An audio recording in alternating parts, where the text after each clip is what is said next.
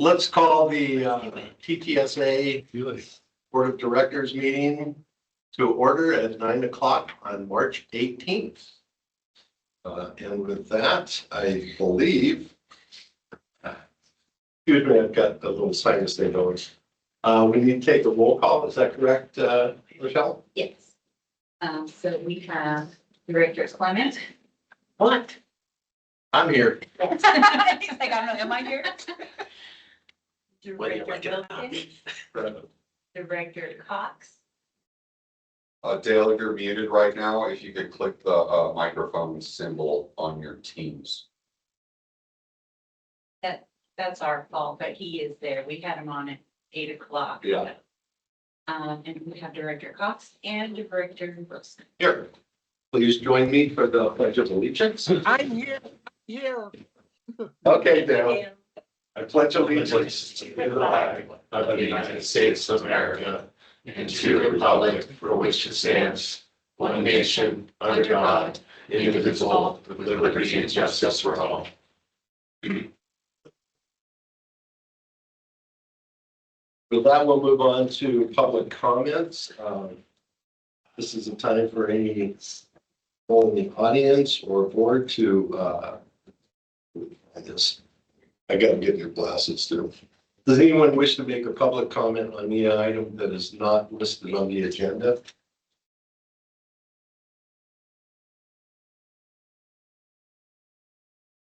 Okay, do we have any online or written? Okay, with that, let's go ahead and move on, close that. And review and adopt the agenda. Do any directors wish to adjust or move any items on the consent agenda or regular agenda? I move approval of the agenda. Second. And with that, okay. And with that, we need a roll call, correct? Yes. Director Clement, Yes. Director Wilkins, Yes. Director Cox, Yes. and Director Wilson. Yes. And now we'll move on to the consent agenda. Do any directors wish to move any item on the consent agenda? Any public comments? No. No public comments, seeing none, I would entertain a motion to approve the consent agenda. So moved. Second, please. Second. Okay, and a roll call for this? Director Clement, Yes. Director Wilkins, Yes. Director Cox, Yes. and Director Wilson. Yes. And with that, we will move on to the regular agenda, and I believe, Vicki, you are up for approval of the updated classification description.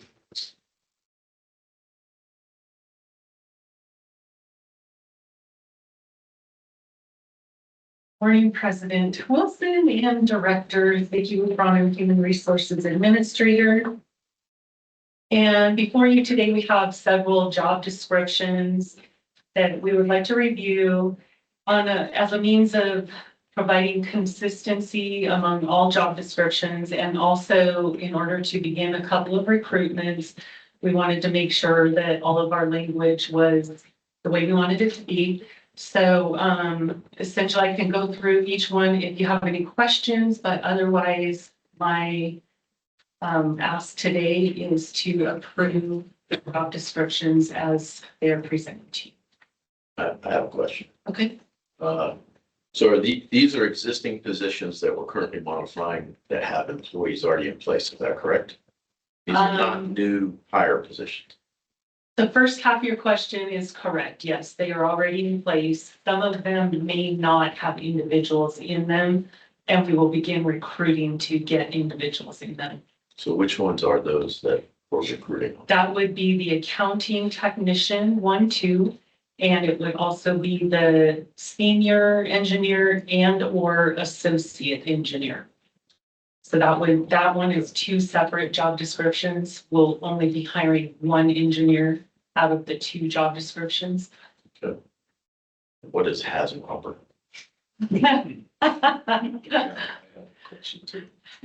Who wants to explain HAZWOPper? I requested a change for the position, so I'll, if you don't mind, Vicky, I'll jump in. So historically, we required 40-hour hazardous waste operations for response for cleanups of spills. I don't think it's really appropriate for engineers to be responding to spills at the agency. We're not super involved in operations work. So historically, we required a 40-hour HAZWOPER certificate. I requested Vicky Pullum for both the positions. We have more than enough qualified staff to do that. And also we're considering long-term, I'll let Liz talk to that, but changing the 40-hour over to more of a 24-hour, that's appropriate for our needs at the agency. So you'll see changes potentially with other positions in the future as well as we fly them. But I don't want us to be paying an engineer to do 40 hours of training when it's not necessary for the job. Vicky, it's reading through it, the accounting, or excuse me, the accounting technician 1-2 and the purchasing agent 1-2 are really similar. The changes are, Pardon me? the changes are. Yeah. I'm going to defer to Liz on that one because both positions are within her department. Okay. You got it. The accounting tech position is open because our existing accounting tech left for a different position outside of the agency. We took that opportunity to balance the front desk duties. Right now, the purchasing agent is taking care of the front desk 100%. We wanted to be able to give that purchasing agent some time off that front desk to work on bids, some things that require more thought, not getting interrupted by the gate. So the core functions of the two positions, while of an equal technical level, different core functions. One is actual procurement, the other one's actually paying for what we've procured on this side. They're going to share the front desk duties equally. Okay. Okay. Thank you. Any further questions or public comment? Seeing none, I would entertain a motion to approve the updated classification descriptions. So moved. Second, Call please. Director Clement, In favor? Director Wilkins, Yes. Director Cox, yes. and Director. Yes. And with that, I believe, Liz, you are up for the 27 through 31 CIP. Sorry, answers. Pardon me? Oh, did you loan him some glasses? Stretch them out. That's fine. Good morning, President Wilson, members of the board. I'm here to talk again about the capital improvement plan. Last meeting, the review really introduced the whole concept of the financial planning cycle, the circle of life, as I like to call it. You'll hear me call it that a lot. And Scott talked about how the actual projects were laid out, where they came from, the criteria that we put together to be able to prioritize it into that 5-year window, and how the CIP aligns with all of the prior planning documents. So now when we start talking about capital planning, this will be the most current document that we refer to. We're not necessarily going to go back into the 2020 and 2022 world. Today's conversation will move us from identifying and prioritizing those items to evaluating the financial strategy that will be required to be able to deliver the projects that are included in this CIP. You guys ready? Perfect. Yep. So I have some key messages that I want to talk about, and then we'll dig into the numbers. I have a few charts. There's some pretty colors at the end. And then we'll wrap it all up with talking about what the actual action is sitting in front of you today. So again, the CIP establishes our baseline model. This will now be where we compare. When we come back in a year from now, when we're talking about the financial plan, we'll always compare it back to the prior year's financial plan. This plan will evaluate the money that comes in and the money that goes out. I will refer to it as sources and uses. It's revenues and expenditures. All of those terms are interchangeable.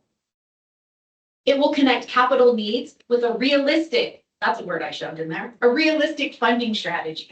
We talked to you all in the past about our great desire to spend capital money, and then we've come at the end of the fiscal year and said, hey, here's the reasons why we didn't spend it. This roadmap solidifies that and again makes it much more realistic.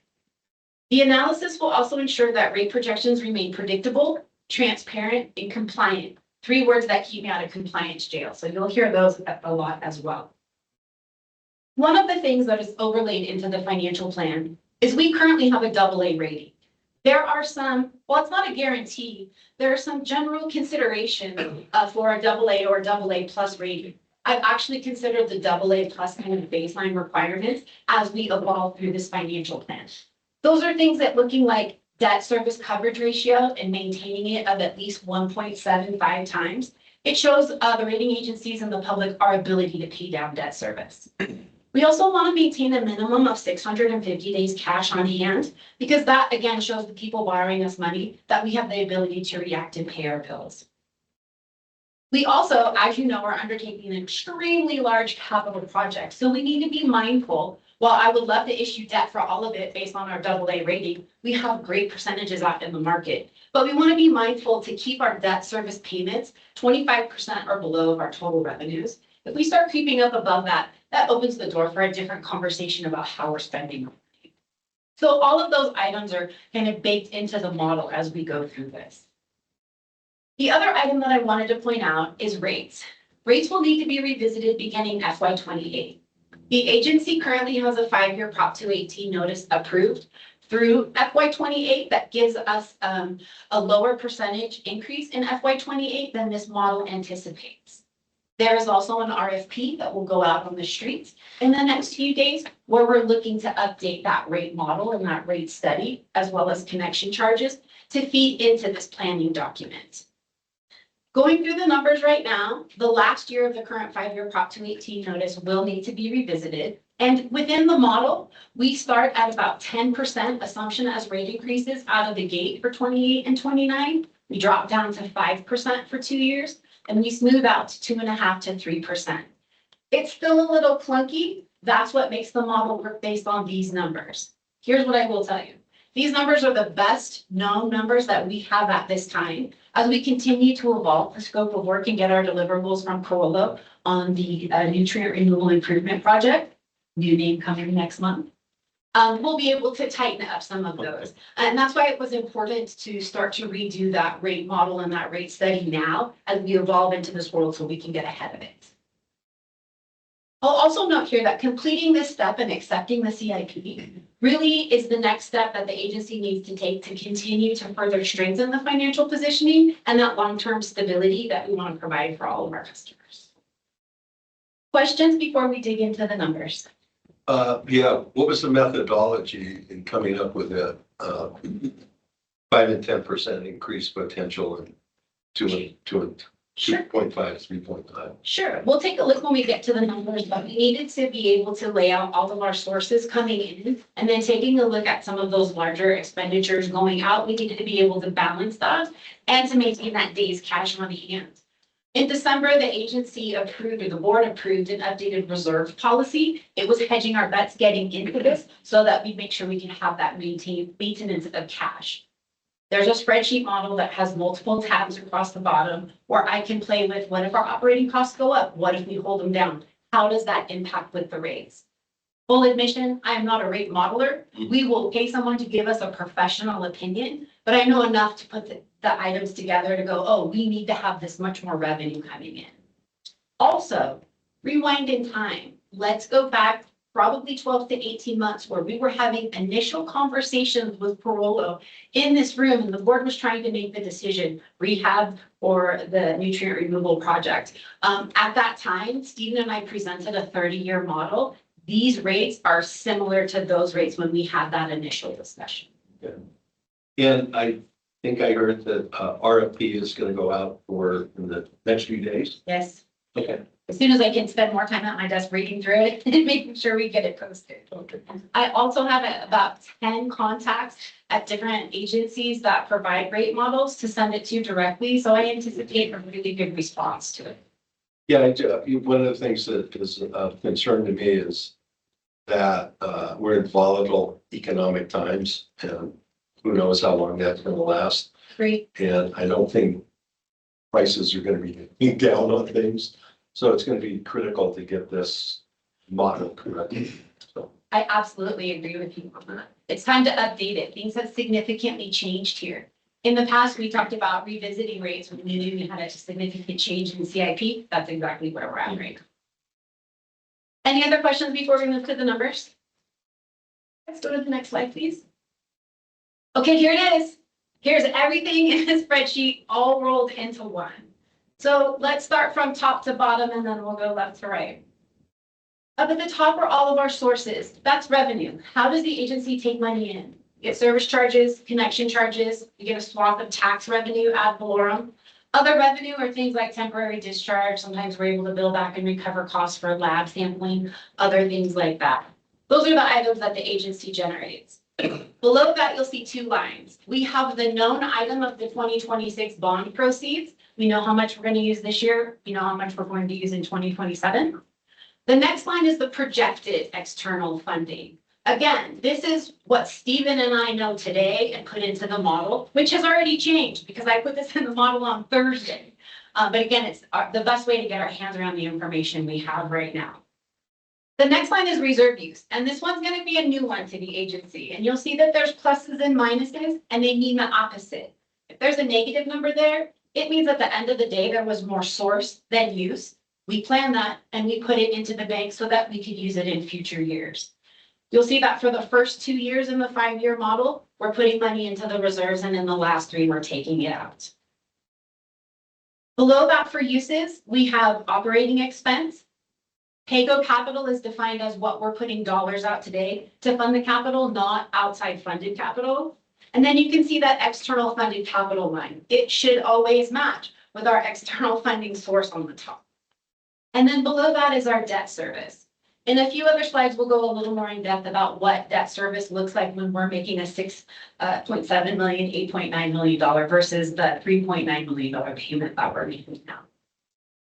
All of this, if you look down at the very bottom line, that debt coverage ratio that I talked about on the front slide, this is something to take a look at, and this will start showing up every time we talk about this chart right here. What this says to people who are lending us money and to the rating agencies is that we have a strong ability to pay back our debt.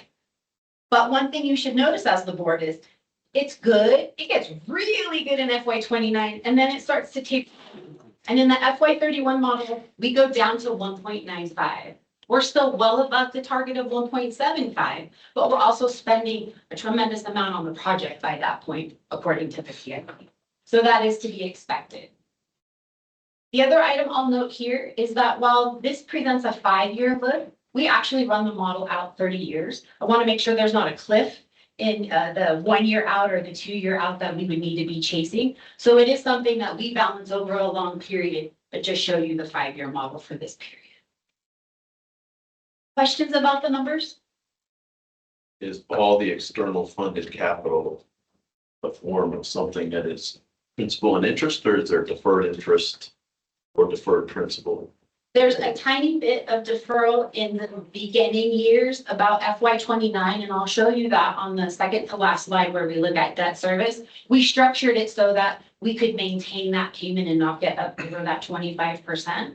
All of the external funding though right now is bond issuance or SRF, so it's still principal and interest. We will model when it becomes appropriate a LIFIA scenario specific for the nutrient removal improvement project, and that will come as Corolla delivers their funding report. Thank you. Welcome. Other questions on the numbers?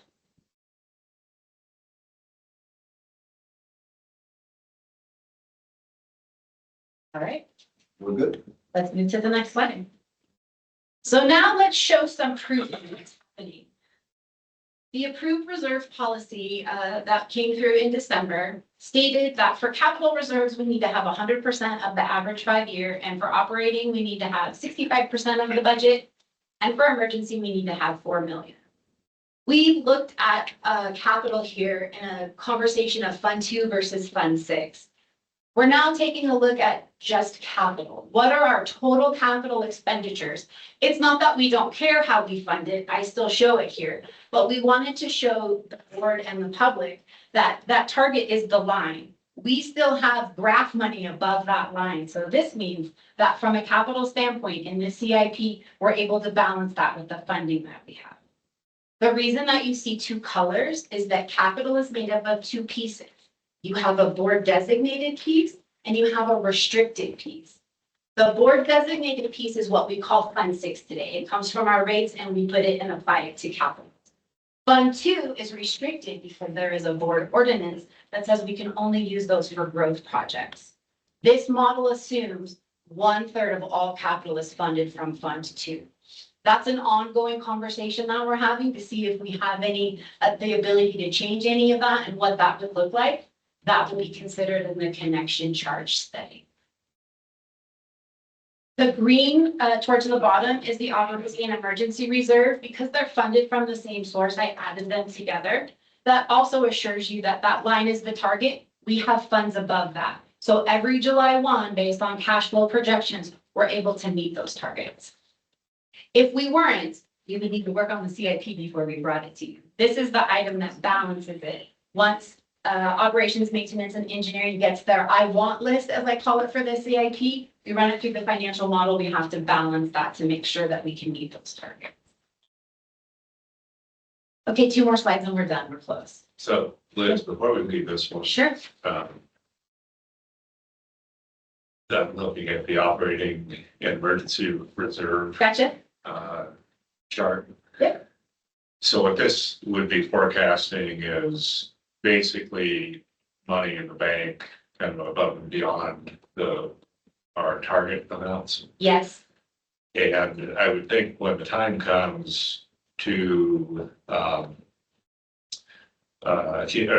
when we basically borrow money for the future capital projects, we would want to look at that because, yeah, we potentially could borrow $10 million less rather than having money in the bank that's in excess of what our policy amounts are. Absolutely. And there are times throughout the year where this reserve will draw down and get closer to the target and go back up. As you know, we start the year, I don't call it cash poor, but we start the fiscal year and we don't get cash for 6 months, right? So that's why it's important to have that buffer. Also, Rochelle, if you could go back to the numbers slide. So you see the reserve use. When the numbers get positive in the last 3 years, that's where we're drawing that overage down closer to the line because we need to be able to use it throughout the year. That's absolutely how the balances will be revisited and analyzed before we venture into debt issuances for that very reason. How do we maintain our 625, 650 days cash on hand? What makes sense to borrow? How can we hedge that? Other questions? Skip 2 slides. There you go. Okay, you guys have seen this chart. I told you how much I love it. It's pretty basic right now. There's only 2 colors because we have 2 outstanding debt issuances there. Again, this considers the 2026 bonds that are out there. So this is fact today. Are you ready to see what tomorrow looks like? Go to the next slide. Look at all the colors. Wow. So that space that we said we were going to fill and managing our debt service payments, this is what happens to it. And again, throughout the model, I worked with Stephen and he was able to build the structure and sizing of the debt. So our mountain didn't climb any higher than we could deal with. And as the debt falls off, we pick up more of a principal for it. So if you go all the way out to 2063, which is the life of this debt, you'll see we've retired all of our existing debt. We're paying on those last 2031 bonds that we assumed we issued to pay for the project. Questions? Probably one. So, this is assuming 3 individual or 4 individual bond issuances. And I know every time a bond issuance is done, there's a certain amount of expense that goes along with that. There is. And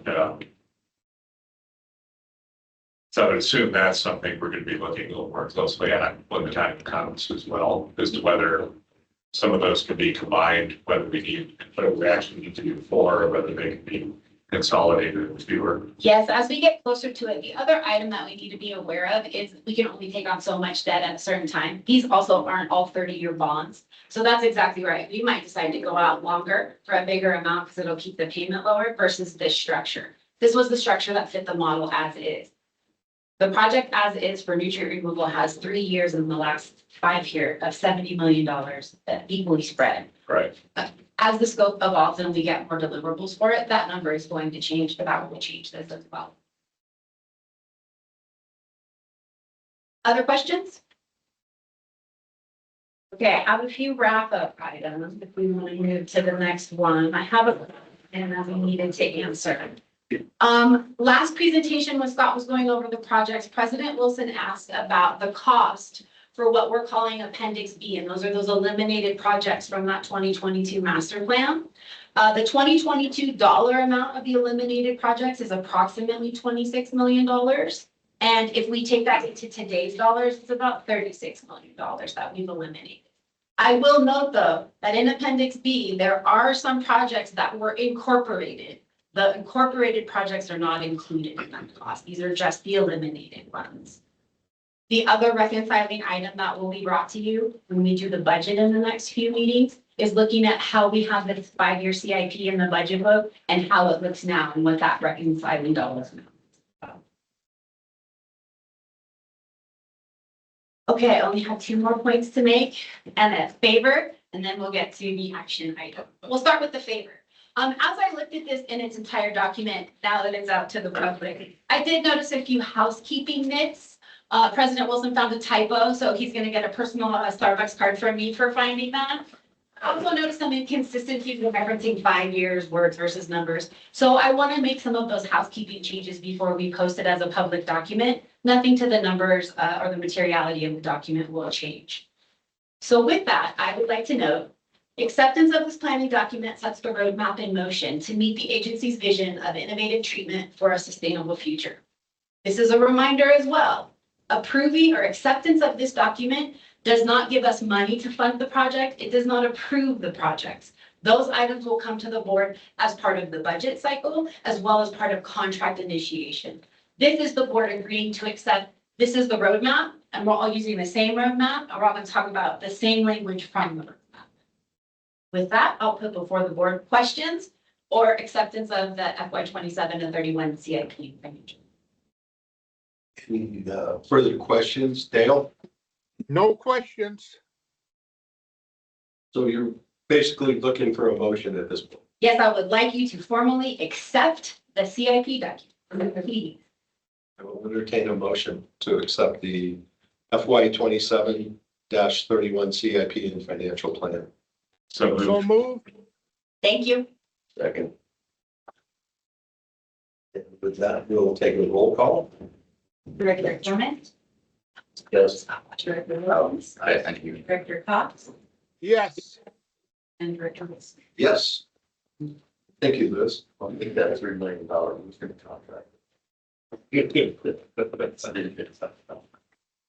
Exactly. Now we'll move on to department reports, informational updates to the board of directors and the operations department. Michael. Morning, Board of Directors, President Wilson. For the Operations Department report, for the month, the most important part, we met all our discharge requirements for the month. Some of the staff went to a couple of facilities in Utah to look at some phosphorus sequestration processes that we are going to be looking at for the NRIP project. And we hosted a tour for North Tahoe High School. So the kids came in and did the walkthrough tour. And then we also acid washed and cleaned or changed the filter press cloths. So we can increase the efficiency there. A couple other things, we are this afternoon going to be meeting with Lahontan and giving a Corolla presentation on the project we have coming up. And we also have chemical bids out that are due April 1st. So we should be getting that in and we'll be going to see how we move forward with chemical costs. So, Michael, is the North Lake Tahoe High School walk through whatever tour, is that going to be an annual thing? I don't know if it hasn't been annual. Sometimes they'll come, sometimes they won't. Okay, I think it depends on the teacher, if they want to bring the class or not. okay. Yeah, they're looking at watersheds and stuff like that. Because as a alumni of North Tahoe High School, Yeah, if we get one in the future, will you let me know so I can Yeah. let the kids know what it was like 50 some odd years ago? yeah. Let me show you what it is. If they don't mind me lifting the line behind. Sure. Excellent. And I just, I think that kind of outreach to different organizations and schools in the community is really important. I know we've done a couple of them. I think the expeditionary school and The Truckee School District used to bring their fifth graders all the time. That doesn't happen very often anymore, but, we really enjoy doing it because we like showing off what, we're proud of what we do here and, what we provide for the community. So we really enjoy doing these things. Thank you, Mike. Any other questions for the operations department? Okay. Yeah.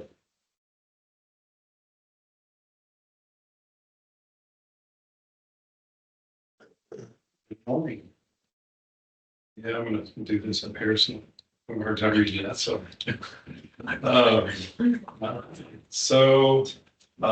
Paul Schaus, our manager, maintenance manager. We still have the digestion improvements project, we've done the server project, which is again, completion. We are coordinating with IT on certain aspects of that. Also the SCADA upgrade project and the upgrade project. With regards to digestion improvements and nutrient removal, thank you to technical services in particular, getting us involved and allowing our input and feedback for the projects. It's been pretty valuable. So, well, again. A couple of the plant maintenance activities of the month is we did some modifications to access one of our methanol delivery station, LEL, lower explosive limit sensors. We calibrate those things pretty regularly, and we're trying to provide safe access to those areas. So that was a good win for us on the safety front.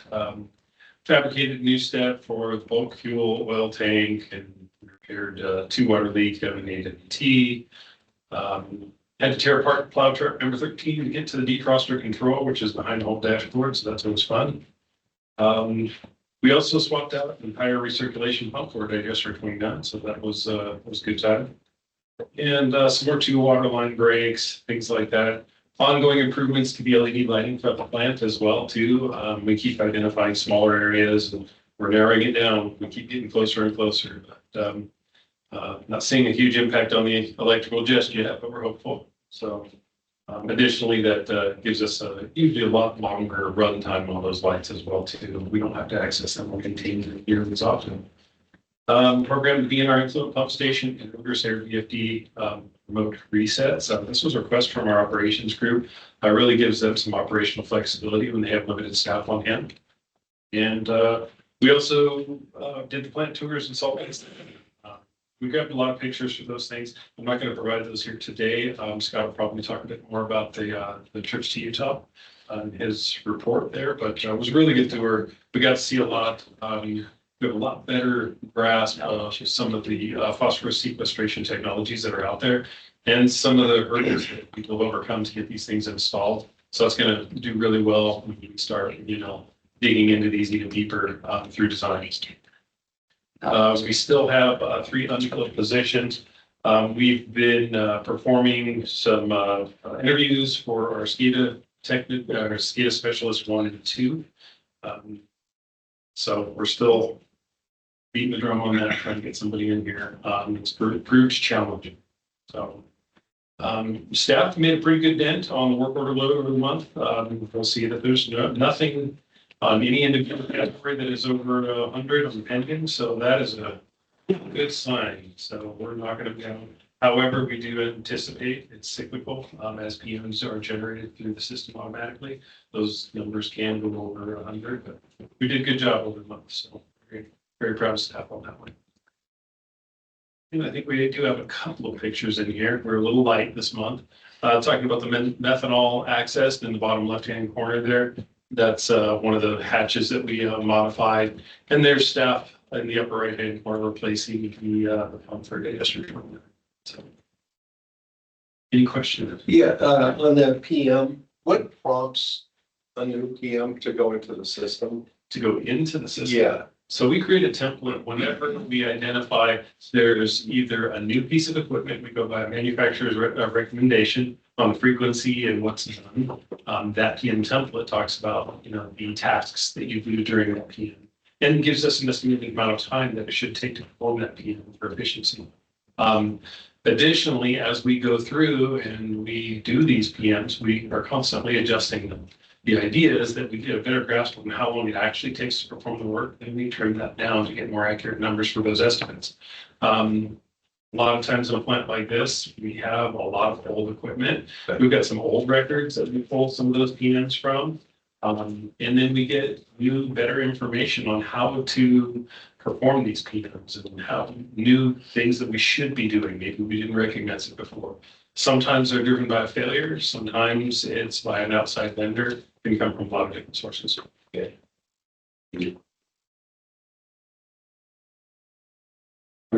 More questions for Paul? Thank you, Paul. Thank you.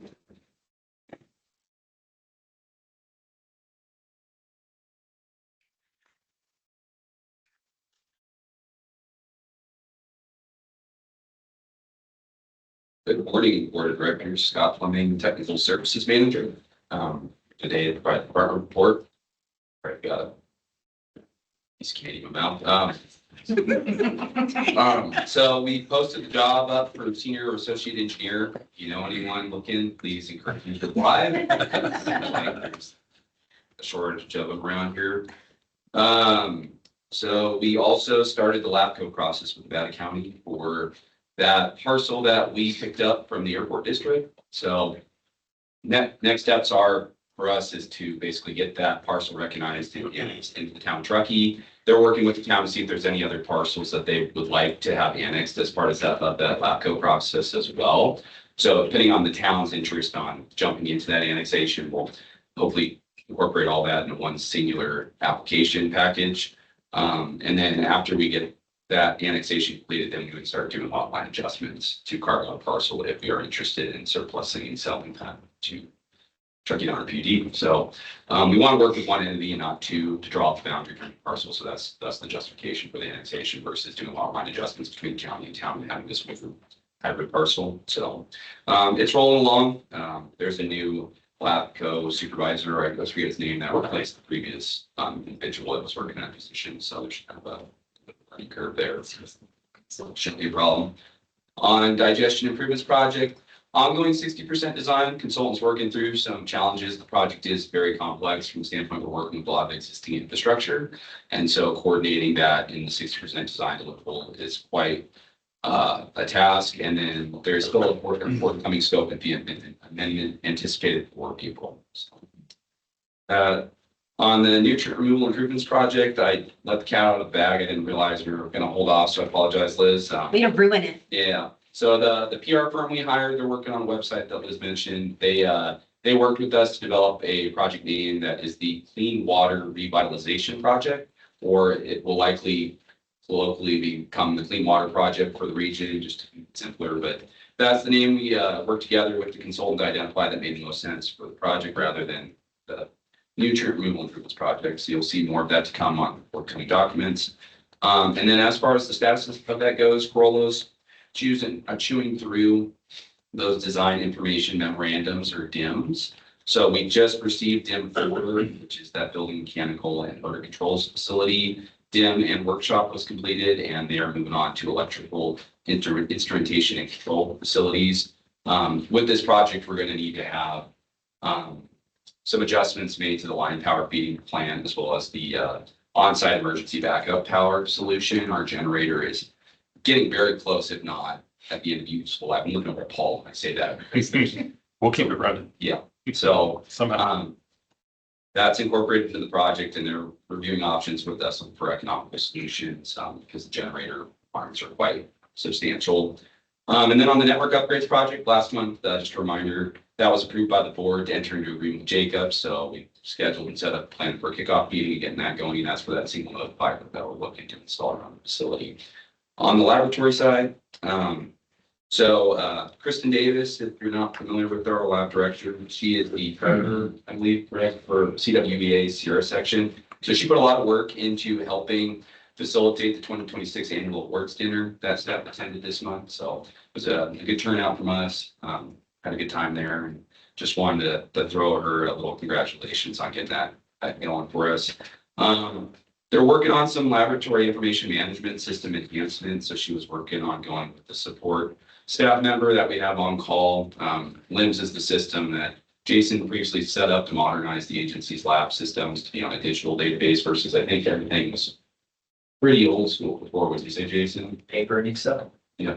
Well, so there's just continuing updates to that as we look to enhance and utilize more of those functions and tools in that software. So also, next month, I'll probably have Kristen Davis come to the board meeting towards the end of the meeting to talk about some of the lab tours and what they need from their experience. So they're going to go check out Vacaville and Stockton over the next couple of weeks. So Corollo's facilitating that with the architectural/lab designer. And that's just a reminder that we had 2 million budget this year for lab rehabilitation, but we folded that into neutral removal as it makes sense to sequence and time it with that larger project. And then there's, as always, continuing California Department of Public Health COVID sampling, no cost to the agency. On the IT side, quite a few work tickets came in this past month, 34. So good job with them. And Improv, very 6, and I'm probably guilty of submitting at least a couple of those myself. So on the permit portal side, that's live. There's just continuing support needed on that. And we have an on-call contract with the folks that set up for us that we utilize. As always, Sonic Wall, firewall security efforts, staying on top of it. There's also plans in the works for us looking at opportunities to migrate a lot of our existing local networks, items and files over to a SharePoint solution. So Luke and Lucas are looking into that.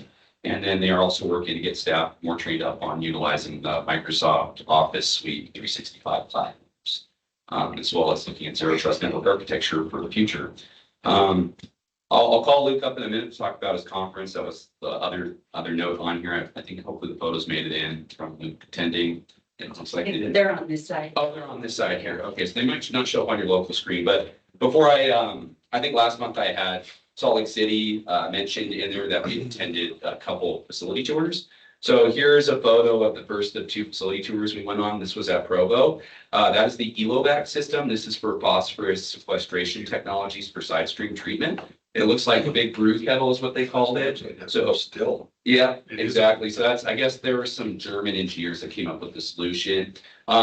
This is installation number 1 in the US of 1. So it's a very, very bleeding edge technology. Unfortunately, the system was not up and running. They had some issues with it when we toured. Paul, you want to add anything about it too? You were on the tour as well. Yeah, it's a fairly small skid. I mean, I think there's a lot of potential there from what we're seeing right now, but they're still working out a lot of the bugs, working through bugs with this first installation, making modifications with the manufacturer and things to make the system more robust and make it more reliable. So those are all considerations as we get to the final choices. Yeah, thanks, Paul. And then in there, I've got Greg O'Hara, Chief Plant Operator, standing next to a Veolia ZWE, that's a membrane cartridge. So just an added benefit, we got to see another membrane facility just as a beneficial opportunity while we were out in Salt Lake. So you can see the cartridge size relative to Greg. And we're putting in between 35 and 40 of those membrane cartridges with this project. The bottom left corner is their membrane bioreactor building. Similarly, we were planning on constructing something like that. So what you see, the membranes are below the floor on the deck where you can kind of see the concrete around it. And then there's headers, both for the permeate pumps going up as well as the supply coming in for air. So those are all those piping racks. So each set is a bank of membranes. So in each one of those rows, there's between 4 and 6 membranes. So which Greg's standing next to. And then next slide.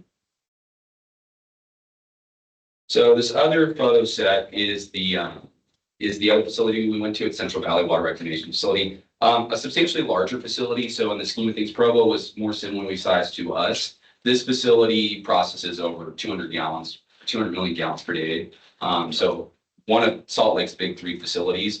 So here they have what they call MagPrex system. So another phosphorus sequestration technology. The difference being is with this system, there's a lot more control variables. There's multiple installs, Denver Metro, and a documented and demonstrated ability to remove phosphorus out of the side stream treatment. That would meet our profile requirement. So this was out of the basis or the DIM. This was Corollo's baseline recommendation.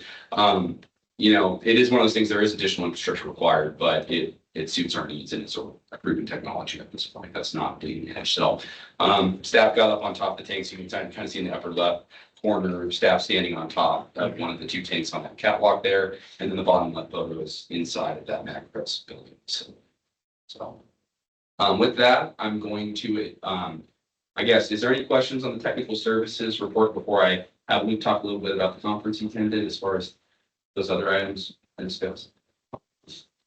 I just have a quick one on the sonic wall, firewall security work. Have we had any attacks? I'll let Luke, do you mind answering that one?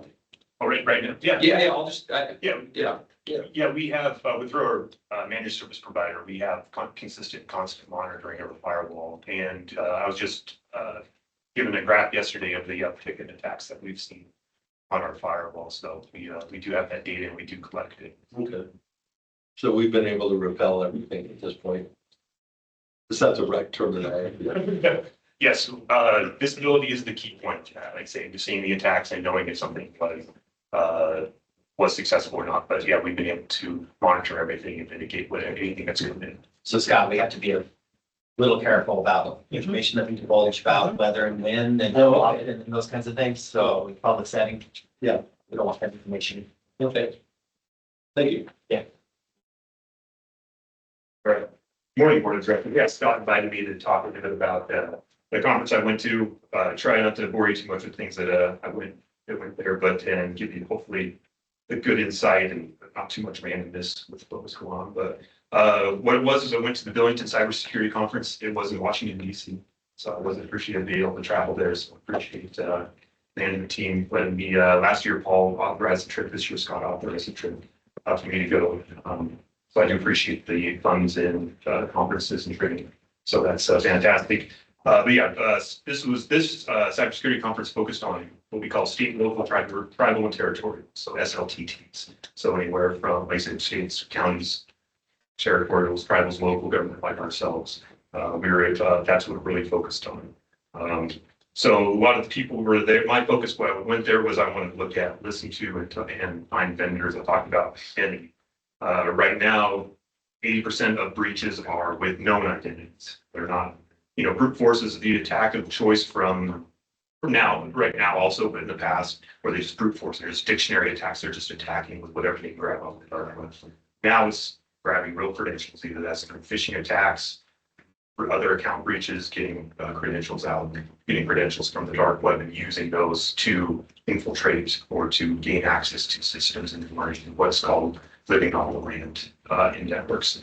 So I wanted to look at different technologies and we're in here about different things that people are, that other entities are doing or that companies are making tools for to either identify or prevent those types of things. So I was able to talk to some people. I talked to RXA, which is obviously a huge security company. Most of these companies are multinational. They're in the United States from here, but they're multinational. Cisco, Cloudflare, Zscaler, Google, Elastic, Okta is another buyer in RXA. So got to mingle with them, talk with them. You can see the floor at the center there. This was in the Reagan International Trade Building near the Federal Triangle, if you're familiar with the area. So right there, just a couple blocks from the White House and the Treasury Department. So people who attended the conference that I sat in multiple forums with was the acting director of CISA. CISA is the Cybersecurity Infrastructure and Security Agency. They're the main ones that are in charge of that are part of the Department of Homeland Security. They're the ones that don't have funding right now also because of the disagreements on the Congress. So to continue on with that also is that the Fed also cut CISA funding earlier this year or last year. And so at one point in time, membership into what's called our MSISAC, which is Multi-State Information Security. Actually, look at the acronym myself. It's many of them. But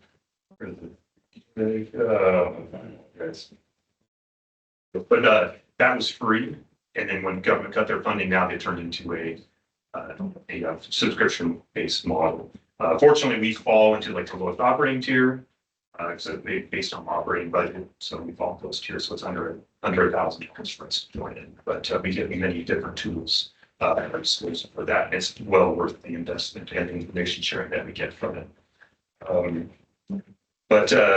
Continue on. So I got to hear different boards from the San Diego County School Districts, CISO's Chief Information Security Officer, CIS chief information officer, or CIO, sorry, is chief information officer. So two different things. One focuses on business applications and how the business runs with technology and software. And the other one focuses on security of that software network. So you got to see kind of two different people wearing, you got to see two different hats and people and how we approach those.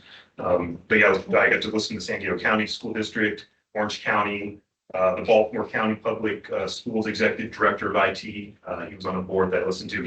They went through a cyber attack in February 2025 and listened to their recovery and what happened during that attack. So that was really interesting. So I welcome you guys to look it up online if you're wanting more information. One thing I learned from that is that the reduction of on-site services, a lot of people are moving to the cloud, and that is definitely what they did. They went from 1,200 on-site servers to 200.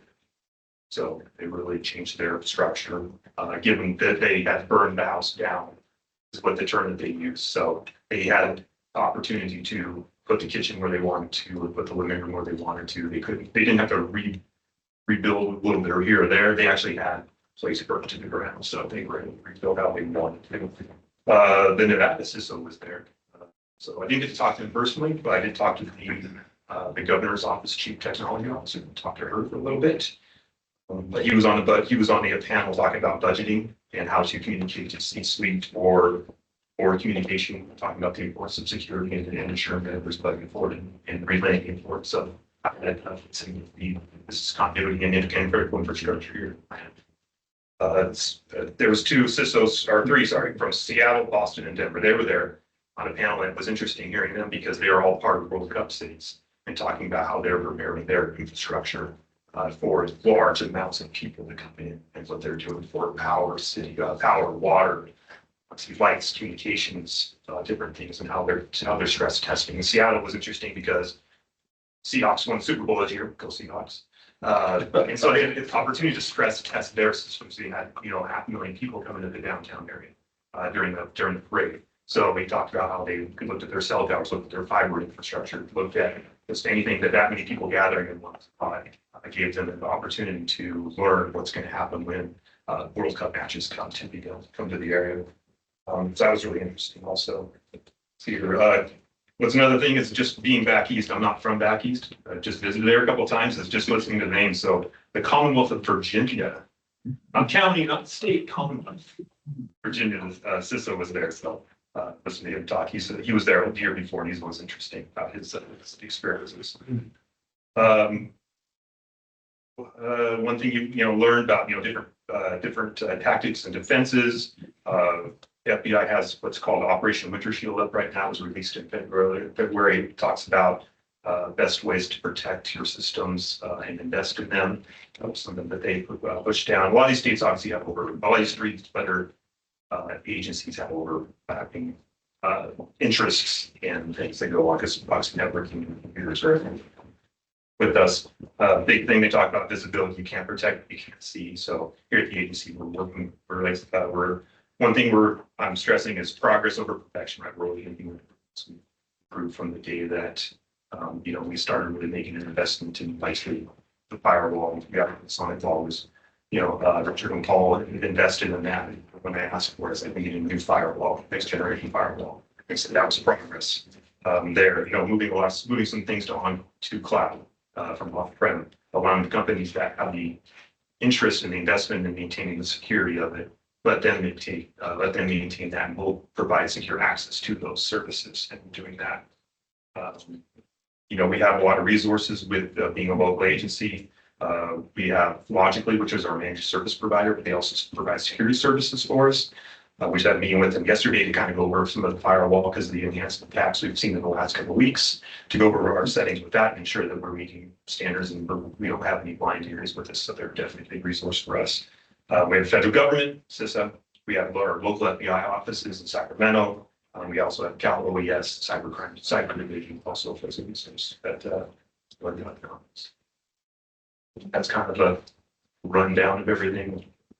Can I answer any questions or anything you want to drill in on? I can try and answer it in a public setting. Yeah, just I would guess our two largest vulnerabilities. One would be someone getting access to our customer data, and then I guess the second one would be someone getting access to our network and effectively locking us out of it. Ransom it back to us. Yeah, I put that as number, someone compromising our network systems and we got locking down ransoming, so we're unable to do business. And I won't say that business, I mean, obviously we have all different focuses. Business is not we can go. I'm worried about the plant operations. That's my biggest concern. Yeah, business, that's, we want to protect and recover and do what we can. But the plant operating is the biggest thing. Protecting the OT infrastructure is the biggest thing. I'm unsure what Paul's opinion would be of that, but you were shaking his head, yes. I think. Yeah. Split between the IT and the OT departments is pretty critical, having, our focus on the two separate systems. We have the SCADA department, their focus is primarily on the OT systems, but there's a deep coordination with the IT department to secure those networks. So We're the first line of defense. Yeah. On the network from exterior or from external exposure. Is that? So, When did you go? March 9th through the 11th, Okay. or 12th, I'm sorry, this last week. Good.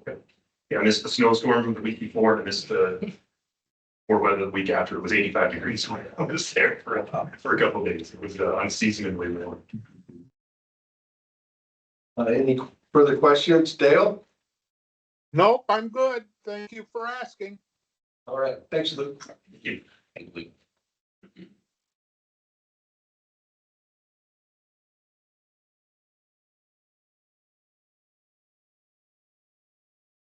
Okay, I'm back to talk about the administrative department. Let's talk about safety first. We did confined space entry training. There have been some significant changes to the permitting process that started with our consultant that we hired while we were absent. Someone in that position, and since Bill has come on board, taken and run with it and trained the rest of the staff. We had some additional training based on feedback and some edits to the permit, ready to roll that out. From a finance side, we held our finance committee meeting on February 10th. On the 19th, during a snowstorm, we decided to still hold the finance leaders lunch for the local finance folks. We had a very small turnout. A very nice gentleman from Five Star Bank flew in and made it all the way here. So he got the gold star for that day because he was in a rental car and made it through the weather. But it was nice. There was a plant tour after. Again, not well attended because of the weather, but that's something that we're trying to do quarterly in the community. So I see that continuing. Michelle went to Palm Springs and got out of the snow the week of the 23rd of February and went to the CSMFO conference. I'll spare you the initials, but it's finance officers in California that get together. A lot of special district folks, a lot of city folks. She went to sessions about how to make the budget better, how to take a data dump and make it digestible. That was my favorite kitschy title, as well as audit and seeing what the GASB standards have up for us this year. I spent some time with the Corolla team working on the strategic funding report that will come to you either April or May. I can't remember the timeline for that, but soon. Looking at the next slide, from a customer service perspective, there were 3 commercial inspections done, continued work on the permit portal. And there was also some work done by Celeste on the RFP that is now sitting in my queue and I need to get out. From a purchasing standpoint, the chemical bids were posted. We're just waiting for the results to come in. Taking care to answer any questions and post any addendums. Taking a look at the reports that are attached, the customer service reports. I just want to remind you that these connection fee reports are calendar year based on a private request from the board and not fiscal year. So if you're trying to tie it to the financials, it won't work.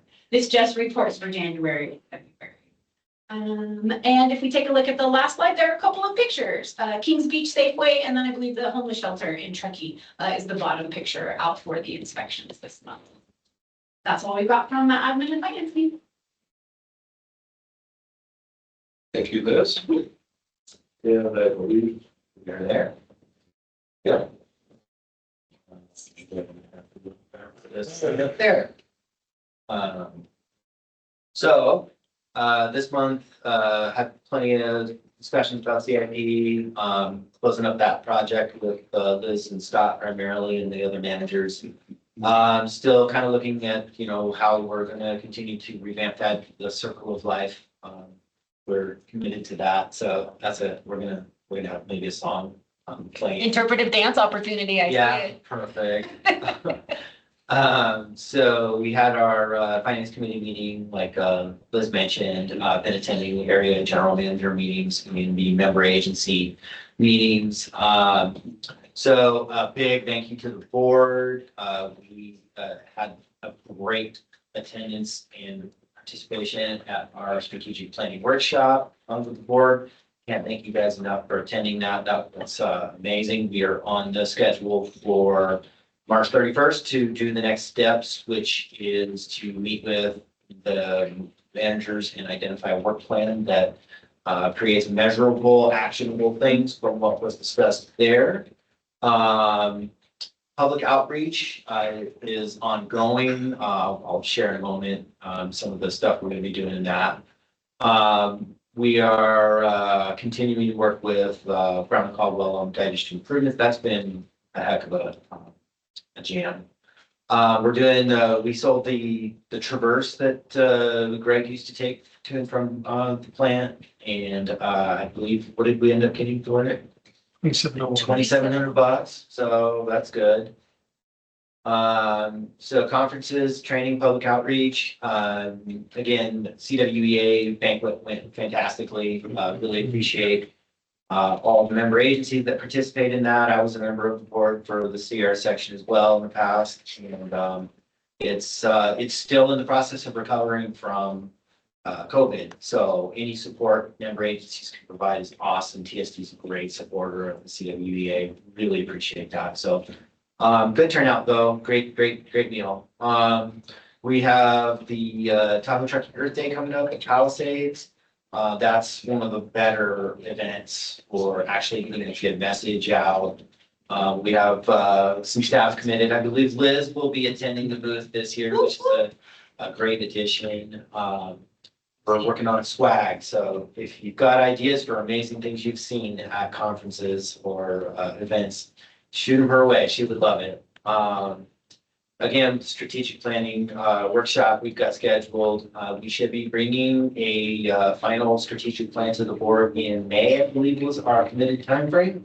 So that would be good. Upcoming CSD ATM Summit is in Newport Beach this year. I will be attending that.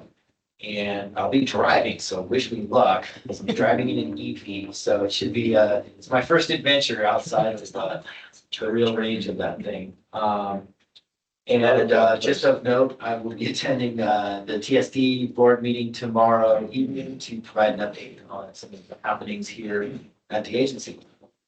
Any questions? Oh, there you go. This might be a record for a meeting. With that, any board members have questions? Motion to adjourn.